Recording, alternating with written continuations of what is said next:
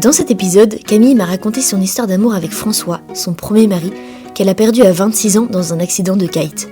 Elle m'a raconté sa manière de vivre les premiers mois après sa mort, d'abord très entourée, puis un peu plus solitaire, du fait de s'habituer à la souffrance et d'être déstabilisée par le retour de la joie et de l'amour. Aujourd'hui, Camille s'est remariée et est la maman d'un petit garçon. Pour ceux qui ne me connaissent pas, je suis Marguerite de Boisredon, en formation pour devenir conseillère conjugale. Si le cœur vous en dit, c'est le podcast qui donne le micro à vos histoires d'amour, belles, parfois douloureuses, intenses et un peu tout ça en même temps. Bonne écoute! Coucou Camille! Salut! Un grand merci d'avoir accepté de me raconter ton histoire d'amour avec ton mari, ton premier mari qui s'appelle François, et que tu as perdu quand tu avais 26 ans, c'est ça? Oui, c'est ça. J'avais 26 ans et lui 28. Est-ce que tu peux me raconter les débuts de votre relation avec François? Comment vous vous êtes rencontrés, ce qui t'a plu chez lui au début, et inversement aussi ce qui lui a plu à lui chez toi? Ouais, alors on s'est rencontrés jeunes. Enfin, moi, je sortais du bac et lui, il avait déjà commencé ses études depuis 2 ans. On était très jeunes. On s'est rencontrés au JMJ de Madrid en Espagne. Et moi, ce que j'ai adoré chez lui, c'est son côté un peu foufou. Hyper audacieux, qui s'en fiche du regard des autres, qui est très libre. J'ai vraiment beaucoup aimé sa personnalité. Bon, en plus, il était très beau. Et je pense que lui, ce qui lui a plu chez moi, c'est justement mon côté un peu plus stable, un peu plus équilibré. Lui qui était tout le temps dans tous les sens, je pense que ça lui donnait un cadre. Et donc, ça a été un gros coup de cœur. Voilà, on s'est aimé très très vite et après lui il est parti longtemps à l'étranger, donc on s'est écrit des lettres beaucoup. On se disait pas amoureux, enfin on n'était pas ensemble, mais on s'écrivait des lettres et on avait hâte de se retrouver. Et à chaque fois qu'il revenait à Paris, on se voyait. Voilà. Puis un jour il est revenu vraiment à Paris et là on a pu avancer ensemble sérieusement. Du coup, la période pendant laquelle vous étiez pas ensemble, mais quand même tous les deux amoureux, ça a duré combien de temps? Je dirais que ça a duré 2 ans et demi, 3 ans. Et toi, ça te gênait pas que vous ayez pas un peu l'étiquette en couple? Enfin, t'étais pas en mode... En fait, on n'était pas ensemble géographiquement, donc compliqué de créer quelque chose, quoi. Voilà, quand il est rentré à Paris, pour le coup, ça a été très rapide. Et pendant cette période-là, vous étiez, toi et lui, vous étiez en mode pas intéressé par d'autres personnes. Enfin, vraiment, il y avait un peu une sorte de fidélité tacite malgré le fait que vous soyez pas vraiment ensemble. Ouais. Okay. Ouais. Je pense que chacun, on était sûr de nos sentiments, voilà, sans trop savoir ce que ça donnerait, hein, mais ouais. Hyper mature pour entre 18 et 21 ans. Ouais, je sais pas si on était très matures, mais en tout cas, on apprenait, quoi. On apprenait les premiers émois. Enfin, moi, j'étais vraiment jeune, hein, j'avais 18 ans, en fait. Je commençais mes études. Donc, ouais. Et du coup, à la fin de vos études respectives, vous vous êtes dit, vas-y, let's go? Ouais, on s'est mariés. C'est ça, moi, ça tombait... après mon diplôme d'infirmière, moi, je suis partie en humanitaire pendant quelques mois.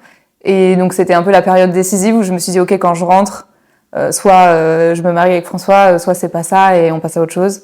Et ça a été, du coup, une période de discernement. Voilà, quand je suis rentrée, en effet, très rapidement, on a décidé de se fiancer et de se marier. Trop bien. Et est-ce que tu peux me parler un petit peu de la période de préparation au mariage? Parce que tu me disais quand on s'était eu au téléphone que les gens vous disaient vous allez voir, le mariage c'est hyper dur, machin, et que toi t'étais en mode franchement, pas trop. Ouais, non, c'est vrai que j'avais trouvé le contraste impressionnant dans la préparation au mariage, en tout cas catho, parce qu'on a fait ça à l'église. Souvent ça paraît compliqué ce chemin. On nous donne beaucoup de conseils pour éviter toutes les embûches qu'il va y avoir. Et alors il y en a sûrement. Après nous, on a été mariés que 2 ans et demi, donc voilà. Mais moi, j'avais trouvé ça, ça me donnait presque peur. Ça me faisait presque peur. Et puis voilà, une fois mariés, on se disait mais c'est trop bien en fait le mariage. On était trop heureux de s'installer ensemble parce qu'on n'a pas vécu ensemble avant, donc pour nous c'était trop la fête d'avoir notre petit appartement, construire notre petit foyer. Et donc ouais, je trouvais qu'il y avait un gros contraste avec ce qu'on nous avait vendu. Et donc tant mieux. Mais c'est aussi que je pense, on avait tous les deux des tempéraments très positifs, de voir toujours le verre à moitié plein, très enjoué. Enfin ouais. Donc tout nous paraissait beau, lumineux. On était un peu naïfs en fait quand j'y repense avec le recul, mais voilà, tout était beau, tout était simple. Voilà. La seule difficulté qu'on a touchée du doigt du coup vers la fin, avant son accident, c'est qu'on a pas le bébé n'arrivait pas, alors qu'on aurait bien aimé. Et je pense que c'est le seul truc où on s'est dit ah oui, en fait la vie est pas toujours facile. Il y a des trucs qui peuvent être douloureux, voilà. Mais bon, on n'a pas eu le temps de beaucoup s'inquiéter non plus, parce que du coup après il a eu son accident. Ok. Et du coup, tu parles de cet accident. En fait, vous étiez donc dans votre vie de jeune mariée depuis 2 ans et demi. La vie était trop belle.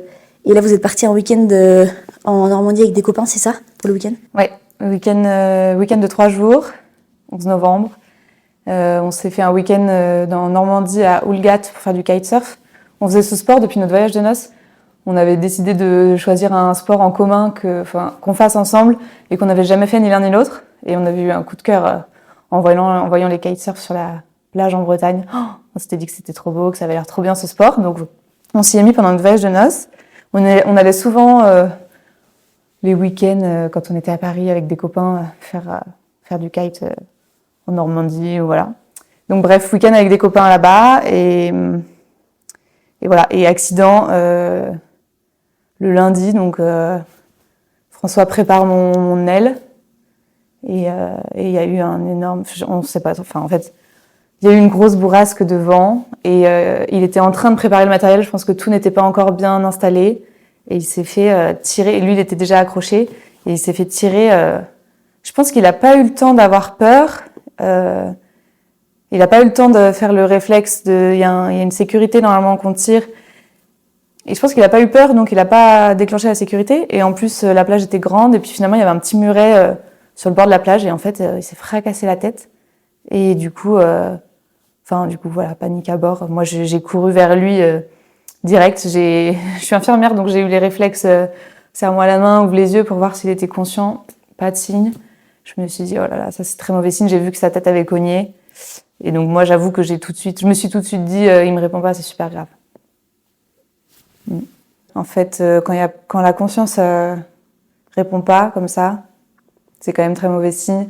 Et voilà. Et extérieurement, il y avait rien, il y avait aucun signe. Il saignait un tout petit peu de la tête, mais comme un bobo, quoi. C'était pas, il y avait rien d'impressionnant. Juste les yeux clos comme ça. Voilà. Moi, j'ai tout de suite eu super peur. Et donc, tout le monde s'est évidemment attroupé. Tous les gens qui marchaient se sont attroupés. Quelqu'un a appelé les secours. Moi, on me posait des questions. Je répondais un peu machinalement. Et puis, les pompiers sont arrivés. Ils l'ont mis dans le camion les pompiers ou le SAMU, je sais même plus, tu vois, tout ça au bruit. Mais voilà, ils l'ont mis dans le camion. Moi, je suis restée dehors et ils ont fait les premiers soins. Et là, le médecin, il est sorti du camion et il m'a dit, bon, madame, c'est compliqué, enfin, c'est très grave. En effet, il a sa conscience, le score de Glasgow, c'est un score qui dit l'état de conscience. Et donc, lui, il me dit le chiffre comme ça, c'est à 3. Et moi, en fait, je sais que 3, c'est très, très grave. Et voilà, donc, bon, voilà, j'ai tout de suite su que c'était très grave, quoi. Et du coup, après, il a été transporté à l'hôpital le plus proche? Et donc, en fait, l'hôpital le plus proche, c'était un petit truc. L'hôpital, le CHU le plus proche, c'était à Caen, donc c'était quand même loin. Et donc, il est parti en hélicoptère. Et donc, j'ai pas pu monter avec lui. Mais on était avec des amis, et du coup, mes amis sont arrivés peu après l'accident. Ils étaient aussi en train de se balader ou de faire du kite, je sais plus. Et on est partis après en voiture. Je suis partie avec eux, heureusement. Ils étaient avec moi, et du coup, on est partis en voiture tous les 3 pour rejoindre Caen. Et donc là, à Caen, il y a eu plusieurs semaines où François était dans le coma, c'est ça? Ouais. Et donc, il est resté 3 semaines dans le coma. Il était en réa et il a eu beaucoup d'opérations. Parce que alors, du coup, rien ne se voyait de l'extérieur, mais en fait, à l'intérieur, tout était fracturé. Évidemment, les côtes, le foie, les reins. Enfin bref, à l'intérieur, il y avait énormément de dégâts. C'était incroyable parce que vraiment, ça ne se voyait pas. Et donc voilà, il avait juste un énorme bandage sur la tête, mais le reste était vraiment intact. Et il était juste branché à des tuyaux partout. Donc c'est vrai que c'est impressionnant. On cherche un peu à le reconnaître, même s'il avait encore une fois son visage sans une égratignure, donc vraiment beau, on le reconnaissait bien. Et ça c'était quand même un cadeau parce que je pense que de pas reconnaître un proche après un accident, ça doit être vraiment difficile. Enfin, j'imagine. Donc ça, je l'ai vécu comme un cadeau de me dire, je le reconnais, c'est bien lui, il est beau. Voilà. Et puis on a passé donc 3 semaines hyper entourés. Donc il y avait toute la famille de François qui est venue, toute la mienne. Chacun est resté plus ou moins longtemps, mais ou parti et venait puis repartait pour le boulot, s'arrangeait. Mais en gros, les 3 semaines, on les a quand même bien vécues ensemble. Et on se relayait à son chevet jour et nuit. On laissait juste aux infirmières le matin pour qu'elles puissent faire les soins. Et sinon, il y avait tout le temps quelqu'un dans sa chambre. C'était vraiment un tour de garde, quoi. Toi, ça t'a vraiment aidé que toute ta famille soit là, toute la sienne soit là. Ouais. Ouais, vraiment, c'est tellement un temps qui est complètement suspendu, en fait. Tout s'arrête. On ne pense même plus à son travail. On ne se souvient même plus qu'on a un appartement. En fait, on est confiné dans une bulle hospitalière. C'est vraiment particulier. Et du coup, le fait d'être ensemble, ça change tout. Et je dirais même qu'on a vécu des trop beaux moments, en fait, tous complètement dans l'incertitude de tout, parce que même si on savait que c'était très grave, en fait, à tout moment, il pouvait sortir très handicapé ou, enfin, en fait, il y avait plein de sorties possibles. La mort étant quand même une grosse probabilité, mais voilà, on savait pas, puis on savait pas combien de temps ça durerait. Donc on se disait tout le temps qu'on peut passer ensemble, on passe ensemble. Des gens incroyables autour de nous, nous prêtant des maisons, des amis d'amis qui avaient des maisons pas très loin de l'hôpital, des gens qui nous apportaient des repas. Enfin, en fait, c'était incroyable. Il y a eu une espèce de chaîne de solidarité et d'affection autour de ça qui a été vraiment bouleversante. C'était un temps très particulier et dont je garde des souvenirs bien sûr douloureux, mais des vrais souvenirs aussi de joie et de. Enfin, moi, je dirais que avec ma belle famille, par exemple, les liens à partir de ce moment-là sont devenus très forts et très solides et à tout jamais, quoi. Encore aujourd'hui. Ah ouais, encore aujourd'hui. Trop beau. Ouais, trop de chance. Et est-ce que tu te souviens du moment où les médecins t'ont dit qu'a priori il n'y avait pas tellement d'évolution et que François allait pas sortir du coma? Ouais, je me souviens très bien parce que en fait, ça faisait longtemps qu'ils attendaient de faire un IRM. Et donc l'IRM, c'est vraiment pour voir justement l'état cérébral, pour voir les connexions, quoi, ce qui marche pas. Et il était pas déplaçable parce qu'il y avait trop de choses qui allaient pas, le foie qui saignait, les machins. Et du coup, au bout de 3 semaines, ils ont réussi à le mettre dans l'ascenseur avec toutes ces machines et à l'emmener faire un IRM. Et donc c'était le moment décisif et nous on se disait ok, après cet examen on va savoir en fait l'état du cerveau et donc la suite de la prise en charge. Qu'est-ce qu'on fait? Et donc voilà, il a pu aller à cet IRM au bout de 3 semaines et en rentrant de l'IRM le médecin nous a convoqués dans son bureau, enfin m'a convoqué, j'y suis allée avec ma belle-sœur parce qu'elle est médecin. Et là elle nous a montré les images. Alors c'était pas la médecin la plus douce du service mais au moins elle était très claire. Et donc elle nous a montré la photo et elle nous a dit bon bah c'est une catastrophe. Tout est éteint. En gros, il y a plus rien qui fonctionne.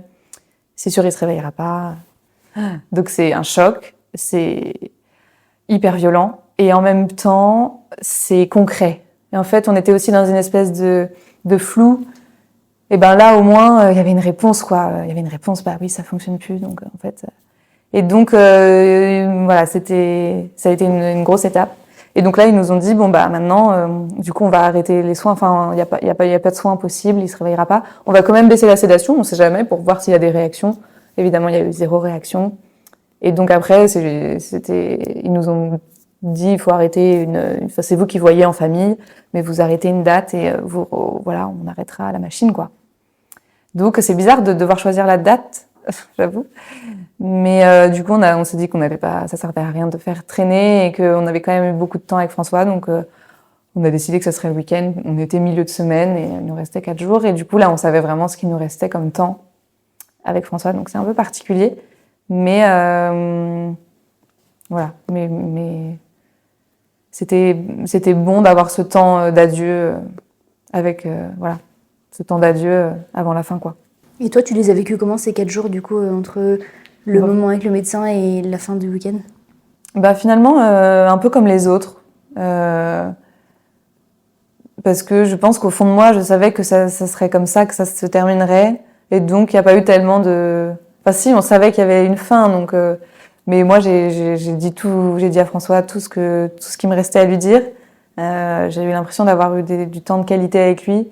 C'est particulier le coma parce qu'on sait pas ce qu'il entend, ce qu'il n'entend pas, on sait pas où est la conscience. Donc dans le doute, on dit tout, on parle tout haut. Voilà, donc je lui ai tout dit, pardon, merci, voilà, prends soin de moi, aide-moi. C'était des moments beaux, et puis on a tous défilé dans sa chambre et tout le monde a fait ça, donc je pense que pour lui c'était fatigant. Voilà, mais c'était ses derniers moments avec nous, quoi. Ça devait être hyper fort. Ouais, c'était fort. Et encore une fois, on était tous tellement soudés les uns les autres, c'était beau, c'est rare ces moments où on est si proche avec d'autres êtres humains, en fait. Et je crois que ça, je m'en souviendrai toute ma vie, quoi. Surtout, enfin, c'est même pas ta famille, c'est ta belle famille, donc ça, j'imagine que ça soude encore plus les liens. Ouais. Mais c'est vrai que dans ces moments-là, tout se mélange, enfin, famille, belle famille, en fait. Les liens du sang deviennent des liens plus forts, quoi, des liens du cœur. Il y a plus tellement de... Enfin, vraiment, on a vécu, mais nos deux familles, enfin, du coup, ma famille et la famille de François sont hyper liées aujourd'hui, alors que ils avaient aucune raison. Enfin, vraiment, d'avoir vécu ça ensemble, ça a créé des liens incroyables. Et comment est-ce que tu as vécu le moment du coup où ils ont arrêté les machines et ensuite la période avant l'enterrement, toute cette période-là? Ouais. Et donc on avait rendez-vous pour ça. Donc les infirmières, elles l'avaient trop bien préparé, il était trop beau. Son papa avait acheté une belle chemise et donc déjà quand on est arrivé dans la chambre le matin, ils avaient plus toutes les perfusions. Donc déjà il était libéré de plein de choses. Il était plus en blouse d'hôpital, il était avec sa belle chemise. Donc déjà, il y avait quasiment plus rien. Il restait juste donc ce tuyau là qui le retenait à la vie, mais tout le reste était enlevé déjà. Donc on avait l'impression de presque le retrouver. Puis il était vraiment fait beau on sentait que elles avaient mis beaucoup d'efforts pour qu'il soit beau pour ce dernier adieu et pour son départ. C'était vraiment touchant. Elles étaient touchantes. Elles étaient toutes là, les infirmières. Voilà, on s'est tous mis autour, on a chanté, on a prié. Il y avait un prêtre donc qui lui a donné les derniers sacrements. Voilà, puis l'infirmière elle est venue, elle a éteint. Donc on a vu le scope s'éteindre là. Et puis ça a pris quelques minutes, mais ça a été très simple. Enfin, je veux dire, il y a pas eu de choses choquantes ou douloureuses. Moi, ça me faisait un peu peur ça, qu'ils se débattent enfin pas qu'ils se débattent, mais qu'ils luttent. Enfin, je savais pas en fait comment il allait réagir. Et en fait, pas du tout. Tout d'un coup, il a expiré, mais ça, c'est impressionnant. Vraiment, le dernier souffle, quoi. Une grande expiration et plus rien. Et là, il y a une différence de dingue, vraiment, entre la vie et la mort, quoi. Ce corps qui, une minute avant, se soulevait encore, était vivant. Là, tout d'un coup, on voit en un souffle qu'il y a plus d'âme, quoi. C'est impressionnant. Je pensais pas que ça se voyait aussi vite. Et c'était, voilà, donc on a chanté, pleuré, et voilà, et on a fini par sortir tous les uns après les autres. Les infirmières, elles étaient incroyables, elles étaient toutes là, ouais, autour de nous, à nous préparer les affaires. Enfin bref, ça s'est fait très en douceur. Voilà, et puis après, on est tous rentrés chez mes parents. On a fait un truc qui se faisait beaucoup autrefois, mais qui se fait moins maintenant, c'est la veille du corps. Enfin, le corps, en gros, a été mis dans le salon chez mes parents. Et pendant 2 jours, on a pu veiller le corps de François. Donc, un peu comme on faisait à l'hôpital, sauf qu'il était mort, et c'était très différent. Donc, on a passé quand même beaucoup moins de temps à son chevet, parce que c'était pas pareil. Et puis, mais c'était bien. Enfin, moi, j'aurais été incapable de le savoir sous l'hôpital à la morgue, dans une chambre froide, tout seul. Je sais pas, je trouve que même si ça reste qu'une enveloppe charnelle, moi, c'est un corps que j'ai choyé, aimé. Je me voyais pas l'abandonner comme ça. Donc c'était particulier, mais je regrette pas du tout. C'était un beau moment, beaucoup de monde qui est passé du coup. Voilà, et puis l'enterrement était à Paris. C'était magnifique, un monde incroyable. Je pensais pas qu'il y aurait autant de monde, mais en fait tous les gens qui avaient été touchés par François et puis même par son histoire, par nous. Enfin, c'était magnifique. Des chants. Enfin, la messe était vraiment belle. J'avais l'impression, parfois, tellement c'était beau que le ciel s'ouvrait un peu pour qu'on perçoive ce qui se passe là-haut, quoi. La fête. Parce que du coup, moi, je crois en la vie après la mort, et donc je suis sûre que François est monté au ciel et que voilà, et que là-haut il était attendu et qu'une voilà, une nouvelle étape de sa vie. Et donc, voilà. Donc toi, pendant la messe d'enterrement, t'étais joyeuse ou alors t'étais quand même un peu... Non, j'avoue que je suis arrivée, déjà on est arrivé en retard, enfin c'était horrible. Enfin, j'étais stressée en fait de tous ces regards parce que j'étais la veuve quoi, et j'étais au premier rang et j'ai trouvé ça impressionnant. C'était la première fois que je réalisais un peu que j'avais ce statut maintenant quoi. J'avais beaucoup peur de la pitié, des gens qui disaient oh la pauvre comment elle va faire, tu vois, de la curiosité un peu. Donc j'avais beaucoup d'appréhension de ça, donc je suis arrivée un peu tendue et j'ai dit à François vraiment aide-moi pour me détacher du regard des autres, pour me laisser consoler aussi par tous ces gens qui sont là en fait pour nous témoigner de l'affection et que pas de pression quoi. Voilà, et puis je m'étais dit je pleurerai pas, je pleurerai après. Évidemment, tu parles quand tous les copains sont arrivés avec le cercueil sur les épaules, ils avaient passé leur polo de promo. Non mais ils étaient trop beaux, moi là je me suis effondrée. Et donc voilà, j'ai pleuré toute la messe, mais écoute, C'est normal. c'est normal, je crois. Et à la sortie de la messe, donc ils avaient osé, les amis, ils sont quand même à l'image de François, ils ont posé une enceinte sur le corbillard et ils ont fait passer dans l'enceinte les chansons de François qui chantait et qui faisait de la guitare et qui avait enregistré 2 sons avec un copain. Et donc sortie de messe complètement aberrante, gros son sur le corbillard et tout le monde autour qui applaudit et qui chante. C'était comme un petit concert d'adieu. C'était super émouvant. Là, j'avoue, je pense que j'ai souri. Enfin, on était tous un peu. Bon, c'était particulier, mais c'était beau. Et dans les mois qui ont suivi, dans les temps qui ont suivi, comment t'allais? Parce que du coup, après toute cette période où t'étais hyper entourée, t'avais tous vos amis qui étaient là, ta famille, ta belle famille, tout ça, j'imagine qu'il y a peut-être un petit moment où t'es un peu plus seule parce que chacun doit retourner un peu à sa vie. Ben, ils ont été sympas parce que tout le monde a mis un peu de temps à retourner à sa vie. Donc, ce temps en famille, il a quand même duré quelques mois. En fait, c'était fin novembre. Et donc, un mois après, c'était Noël. Et donc, en fait, tout le monde avait un peu gardé cet objectif que Noël, on soit ensemble. Donc, j'étais très entourée. Je suis pas restée beaucoup toute seule. J'avais le cafard dès que j'étais toute seule. Vraiment, je ne supportais pas la solitude. Dormir toute seule, c'était horrible. Donc, non, je suis restée très, très entourée ces mois qui ont suivi. Voilà, jusqu'à la reprise du travail. J'ai repris en mars, donc 5 mois plus tard. Et voilà. Et là, ça a été le Covid. Et donc, en fait, j'ai repris le travail dans des circonstances c'était tellement bizarre pour tout le monde que j'ai eu l'impression c'était moins difficile. Ma vie était chamboulée, mais en fait, la vie de tout le monde était en train d'être chamboulée par ce virus qu'on connaissait pas. Donc, il y avait une espèce de truc bizarre qui planait sur la France. Donc, j'avais la sensation qu'on était tous dans le même bain d'une vie complètement changée, quoi. Donc j'ai repris le boulot. En plus, je suis infirmière, donc j'étais au taquet, j'étais utile. La reprise vraiment m'a fait beaucoup de bien.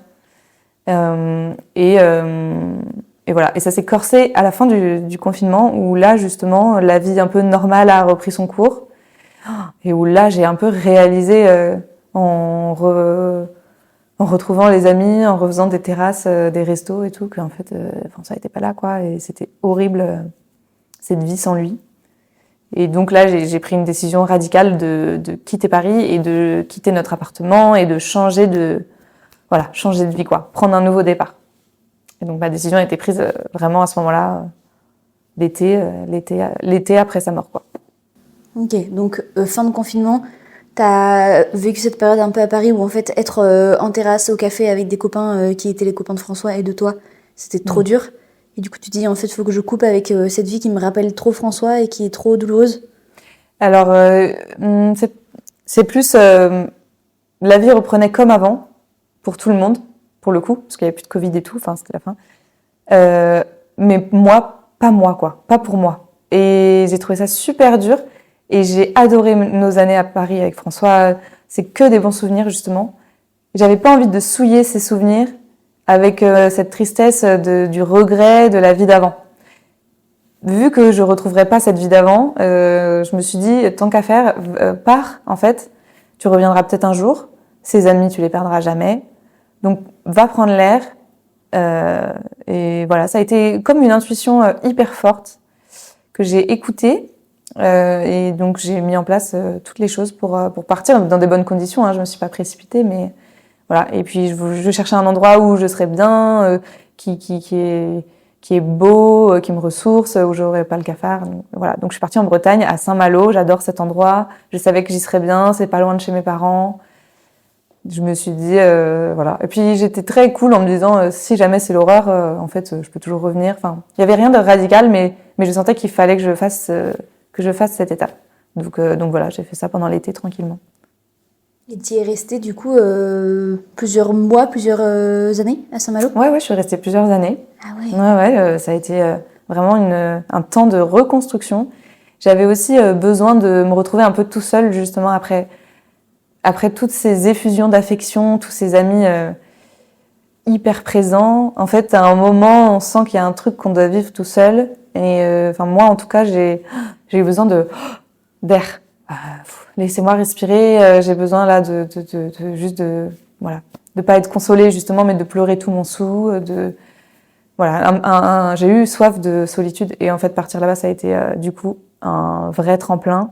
J'ai pu pleurer seule, me débrouiller aussi un peu seule, accepter cette souffrance, accepter cette perte, pas toujours courir après les occupations pour passer le temps justement, mais juste voilà, réaliser. En fait, ça prend du temps de réaliser pleinement qu'il est parti, que la vie sera plus jamais comme avant. Et donc ce temps, je me le suis pris comme ça, en partant à Saint-Malo.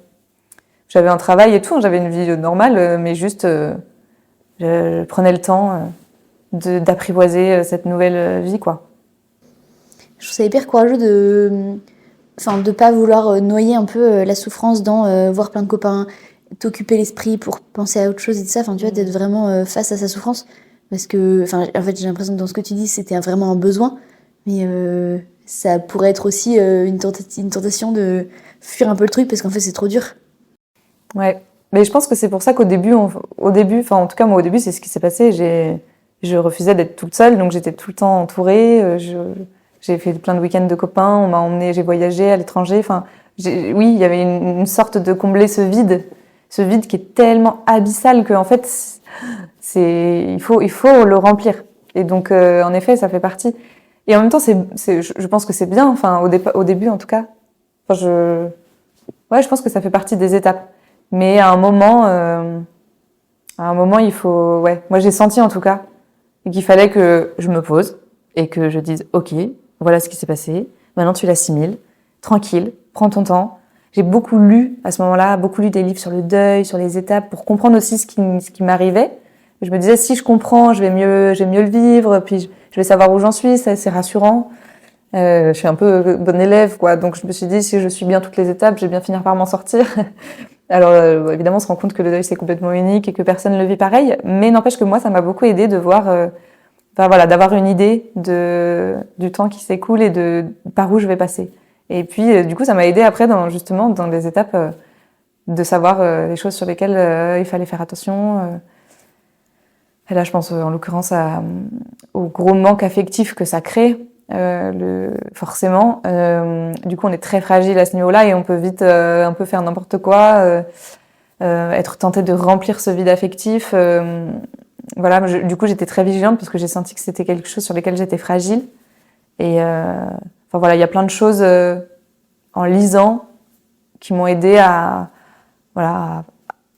marcher sur ce chemin qui était le mien, hein, mais voilà, en ayant des repères un peu. En fait, ce qui te faisait peur, c'était du coup retrouver quelqu'un. Quand tu dis vide affectif, c'était sur le plan amoureux ou c'était même dans les amitiés et tout ça? Ouais, surtout sur le plan amoureux. C'est vrai que en fait, le conjoint, c'est quand même le miroir de ce qu'on est. Et du coup, quand il disparaît, il y a une espèce de gros vide. Qui suis-je? Qu'est-ce que je vaux? Est-ce que je suis aimable? On perd beaucoup confiance en soi. Enfin, moi, en tout cas, j'ai vraiment perdu un peu confiance en moi en me disant je suis plus capable de rien, je serais plus capable d'aimer, je suis nulle. Si j'ai perdu mon mari, il y a peut-être une raison. Enfin, tu vois, des trucs débiles où en fait, on se questionne sur ce qu'on vaut.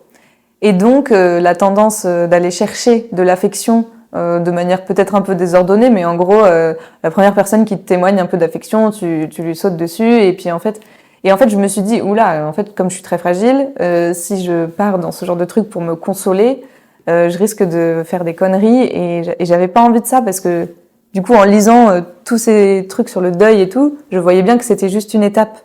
Et donc j'étais vigilante à ça. Et bon voilà, ça m'a pas empêché de retomber amoureuse, mais justement, du coup, je voulais être sûre que j'étais vraiment amoureuse et que c'était pas juste pour combler mon manque affectif, quoi. Ok, oui.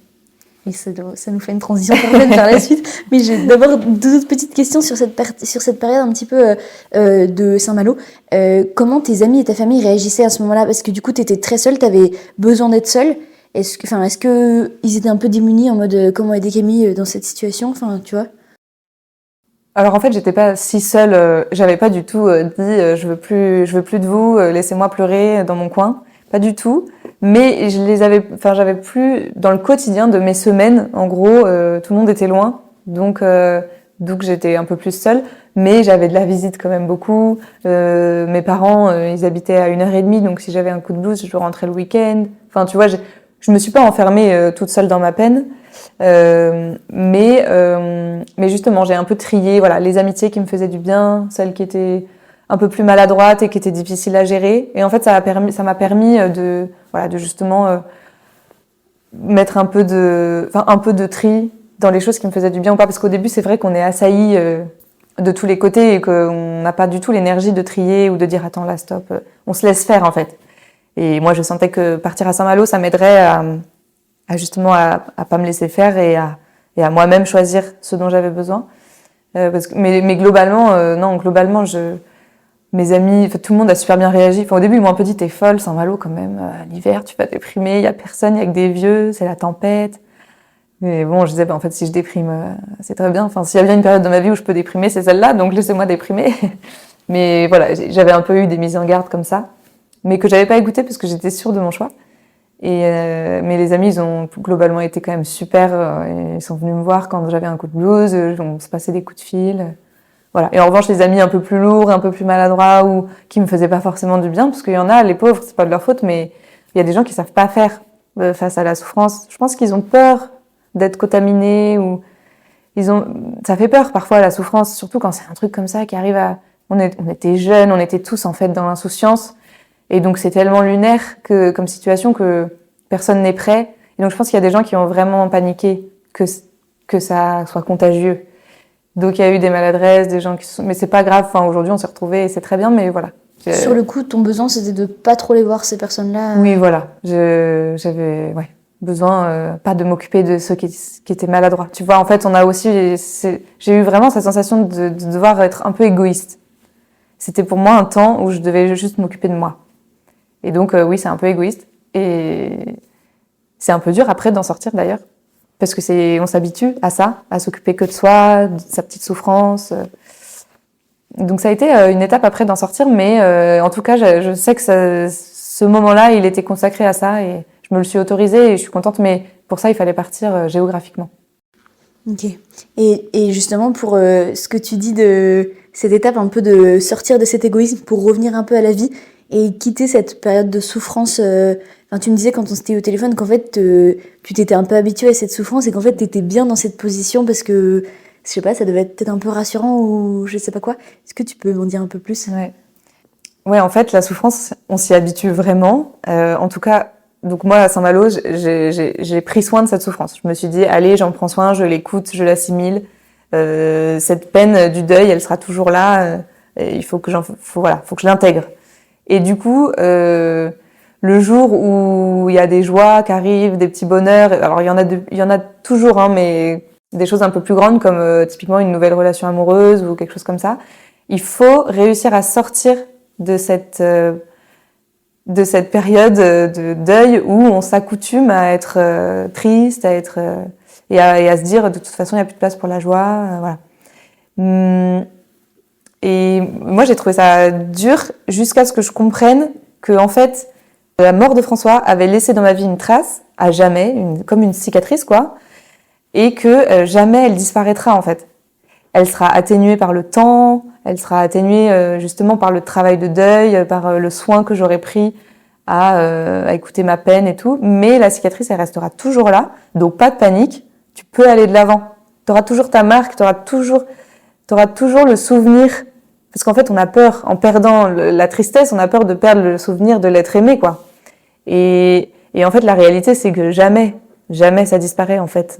Les gens, parfois, ils ont peur de nous demander comment on va, ou parce qu'ils se disent, on va raviver la blessure. Non, mais en fait, la blessure, elle est là. Personne la ravive. Elle sera là, elle sera toujours là.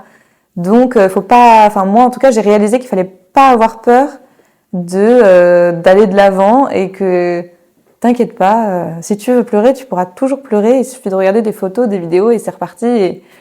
Et voilà. Et donc ça m'a beaucoup rassurée de me rendre compte que la souffrance, elle serait toujours présente, plus ou moins forte, plus ou moins cachée, plus ou moins, voilà, mais il y aura toujours cette marque. Que aller de l'avant, ça allait pas te faire oublier François, que t'allais pas mettre sous cloche toute cette partie de ta vie en étant heureuse à nouveau, quoi. Voilà, exactement. Et dans le regard des autres aussi, parce que j'avais très peur de me dire, oh, les autres vont se dire, ça y est, l'amoureuse, elle va bien, elle a plus besoin de nous. Et j'étais terrorisée de me dire, mais je vais pas y arriver toute seule si tout le monde se fait la malle. Non, j'ai encore besoin d'eux. Mon travail de deuil, il est pas fini, je suis encore fragile. Et donc j'avais un peu peur que ça soit radical, en fait. Alors que ça l'est pas. Ok, ouais, je comprends. Et justement, sur ce truc de retomber amoureuse, est-ce que quand François est mort, tu t'es dit, en fait, l'amour, c'est plus pour moi. Vu comment j'ai souffert là, je veux plus jamais retomber amoureuse parce qu'on sait jamais ce qui peut se passer. Ou alors, tu t'es dit, enfin, tu vois, t'étais comment sur ce sujet-là? Non, c'est marrant, je me suis jamais dit ça. Je me suis, au contraire, toujours dit que j'aurais une famille et que je serais heureuse. Enfin, ouais, j'étais persuadée que je me remarierais. Alors, sans du tout imaginer concrètement comment ça pourrait se passer, parce que je me disais, mais c'est impossible. Mais non, je me suis jamais dit que ça serait fini pour moi. Ça, je me suis posé plein de questions. Je me suis dit, est-ce que faut pas que j'aille dans un monastère m'enfermer pour le restant de mes jours? mais non. Puis finalement, l'intuition du remariage, elle a été assez rapide. Mais encore une fois, sans imaginer concrètement comment ça pourrait se faire. Et surtout, qui voudrait de moi? Je me disais, personne ne voudra de cette histoire tellement lourde, parce que j'avais l'impression d'avoir un énorme sac à dos avec ça qui est quand même une grosse histoire lourde, quoi. Je me suis dit, mais personne va vouloir de ça. C'est trop lourd à porter, quoi. C'est trop compliqué. Donc c'est surtout ça qui me faisait peur. T'avais peur de plus être aimable parce que trop, avec une histoire trop lourde, ouais. Ouais, je me sentais lourde, quoi. Je me sentais, ouais. Et finalement, tu as rencontré l'amour à nouveau. Voilà. Et finalement, alors pas rencontré, parce que finalement, je le connaissais depuis très longtemps. Et donc, Alban, un très cher ami de François, du lycée, de toujours vraiment la bande de super copains, de toujours, qui évidemment était à notre mariage, que évidemment, avec qui on a passé toutes nos vacances. Donc, on se connaissait très bien depuis une dizaine d'années, finalement. Et voilà, et c'était un peu le seul célib de la bande, donc il avait eu un peu plus de temps que les autres pour s'occuper de la femme de François, esseulée et veuve. Et donc voilà, et ça a été très, très progressif. Enfin, on s'est rapprochés vraiment très lentement. Je saurais pas dire s'il y a eu un moment, un déclic. En revanche, moi j'ai senti que petit à petit, plus je pleurais, plus il y avait de la place dans mon cœur pour des petits battements qui arrivaient petit à petit, et que plus mon cœur avait de la place pour regonfler, quoi. Et c'était vraiment, c'était étonnant. Je me dis que si j'avais pas fait ce travail de pleurer, d'écouter, d'accepter, j'aurais jamais pu faire de la place à Alban. J'aurais été vraiment. Et en fait, ça s'est fait un peu naturellement. Et voilà, et on s'est un peu rapprochés. Moi, je suis tombée amoureuse de ce. Alban, il est très grand, il est très fort, et du coup, il inspire un immense sentiment de sécurité, de stabilité, de force. Je me disais, mais lui, il sera solide pour toute la vie. Je pourrais m'appuyer, c'est un rocher. Je pense que c'est vraiment ça qui m'a fait me sentir apte à tomber amoureuse aussi. Il était très rassurant. Et voilà. Et lui, incroyable, lui, il n'a pas eu peur de ce sac à dos du tout. Et lui, il a un côté très rationnel. c'est un intello un peu, il est pas émotif, il est sensible mais pas du tout émotif. Donc oui, ok, c'est vrai, t'as une histoire un peu compliquée, mais en fait, je vois pas le problème, on va y aller et ça va bien se passer. Et puis c'est la vie en fait, tu vois, c'était simple quoi. Du coup, je me suis vraiment laissée porter je lui ai fait confiance, je me suis laissée aimer parce que lui, il m'aimait malgré ça et je l'ai accepté et je me suis laissée faire et vraiment, vraiment voilà, on a construit notre relation.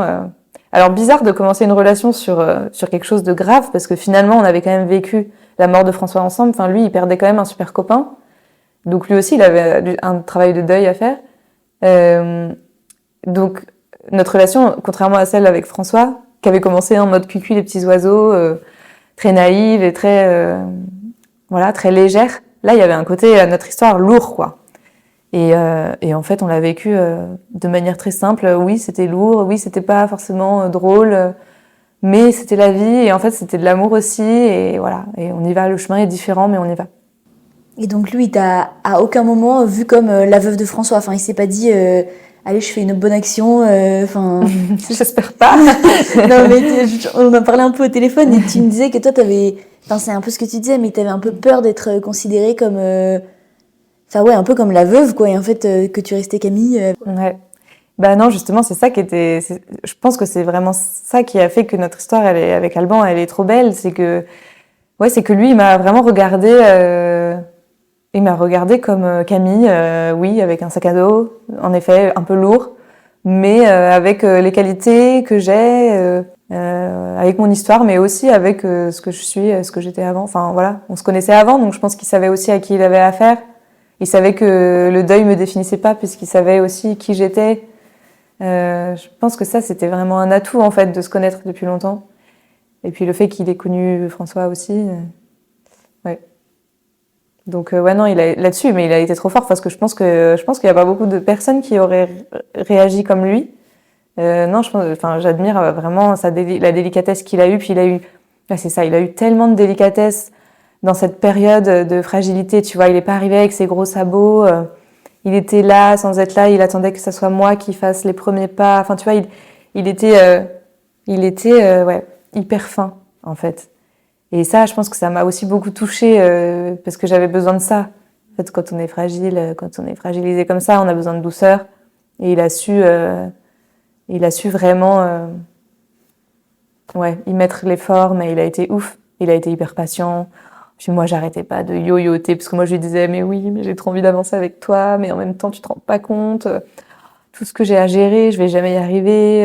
Et lui, il était là, ok, non, mais t'inquiète, enfin voilà, si c'est pas ça, on va pas se prendre la tête. Enfin, tout ça, il était très cool, quoi. Et du coup, ça me mettait aussi un peu la pression, parce que je me disais, ok, donc en fait, si jamais je lui dis que je veux jamais avancer avec lui, il va me laisser partir, en fait. Et du coup, moi, ça m'a aussi un peu forcé à prendre mes responsabilités.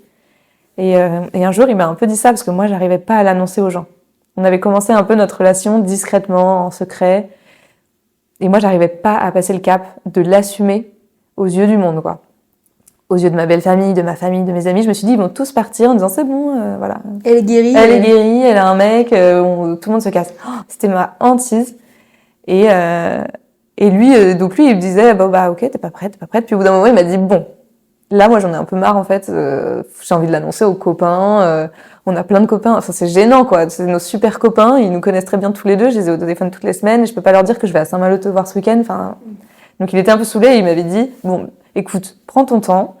Mais voilà, moi, je vais aller prendre l'air un peu. Et puis, on se tient au jus. Mais moi, la prochaine fois que je viens passer un week-end à Saint-Malo, j'ai envie de pouvoir le dire à mes copains, en fait. Et assumer.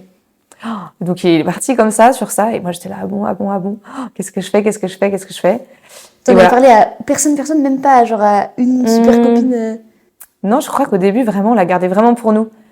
Peut-être je l'ai dit à ma mère, je pense, parce que je lui dis tout. Ou à la deviné, peut-être. C'est possible aussi. Je sais plus. Peut-être qu'elle était au courant. Et bref, et en fait, il m'a mis un petit coup de pression, mais encore une fois, tout en douceur. C'était hyper ajusté. Parce que du coup, moi, ça m'a permis de prendre mes responsabilités et de dire, ok, qu'est-ce que tu veux? T'en es où? T'es cap de quoi? Vas-y. Et donc au final, voilà, je l'ai rappelé 2 semaines après. J'ai dit, ok, c'est bon, j'ai écrit ma lettre à ma belle famille pour leur annoncer que j'étais amoureuse. Voilà, je l'ai dit. Enfin voilà.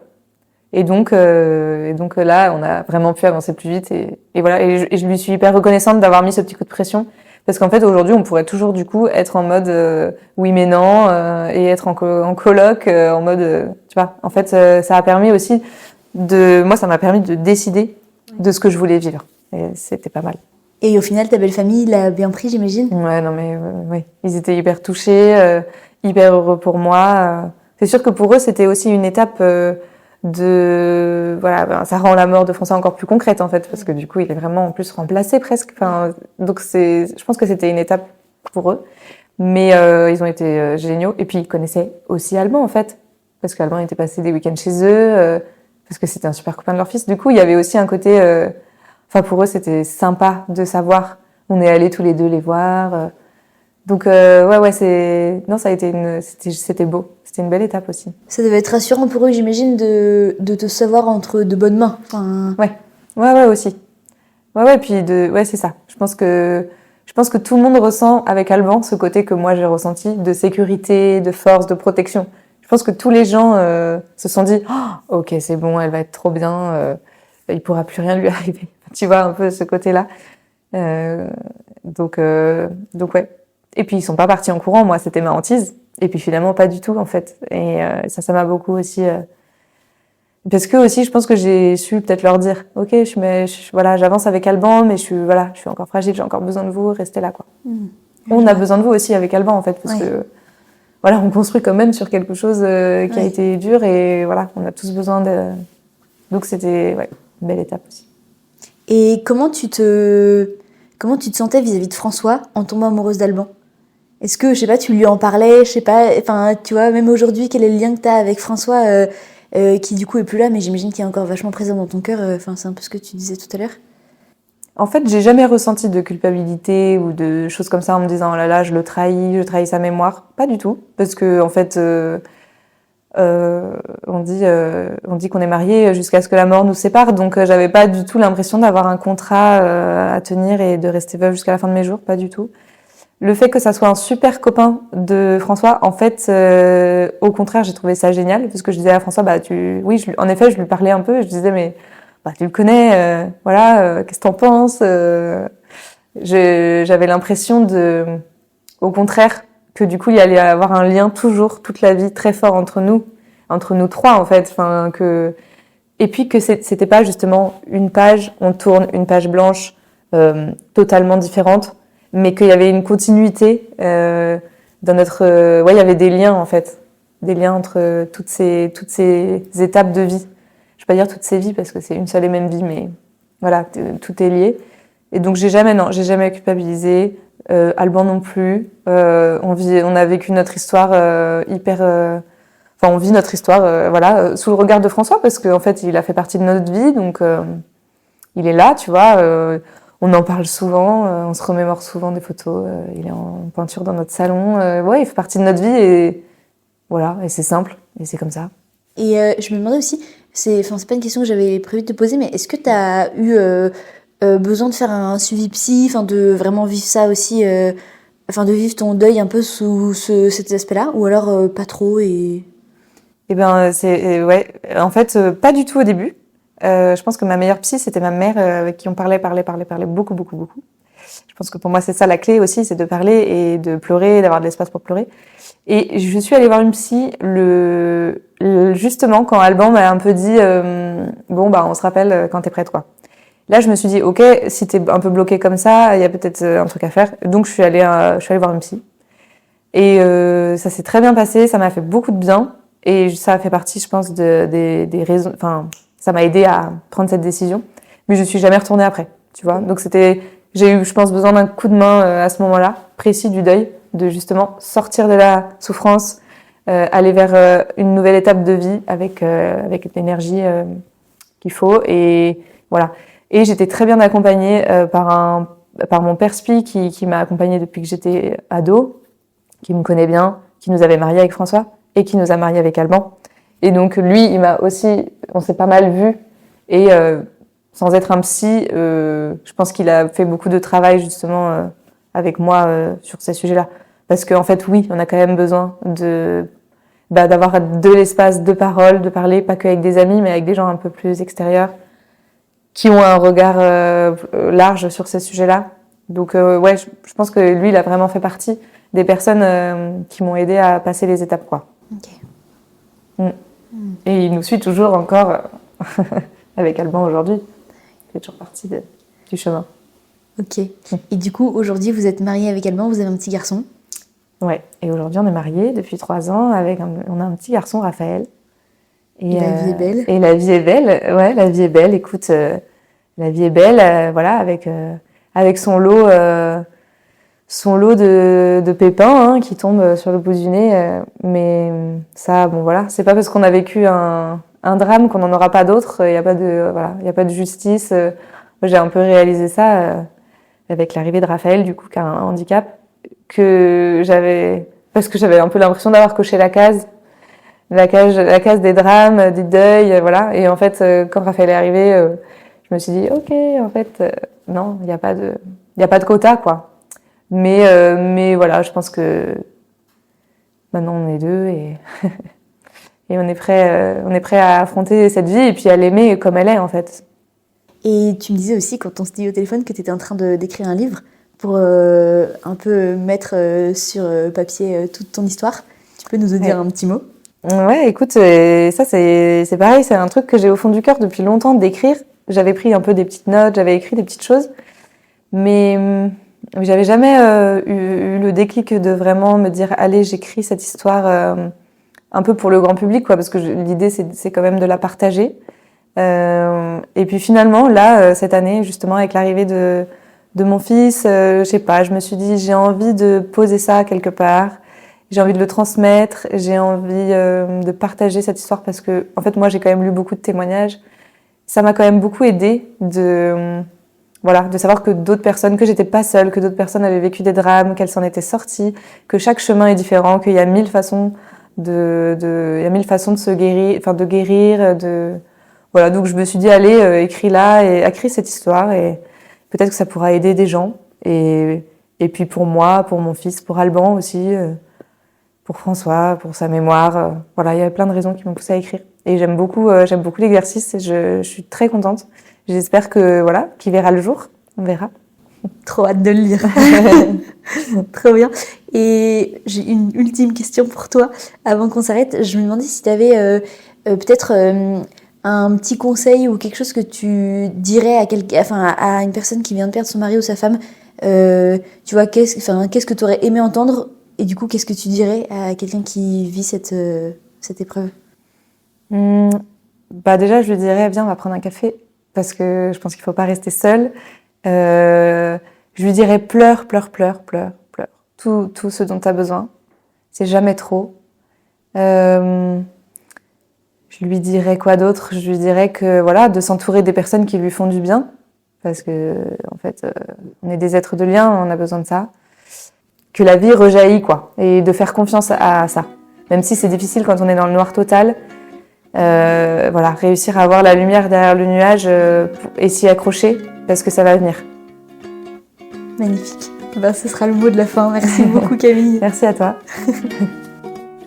Et voilà, on arrive déjà à la fin de cet épisode. J'espère qu'il vous a plu. Si c'est le cas, n'hésitez pas à mettre 5 étoiles sur votre plateforme d'écoute et à en parler autour de vous, c'est ce qui m'aide le plus. Un grand merci et à très bientôt!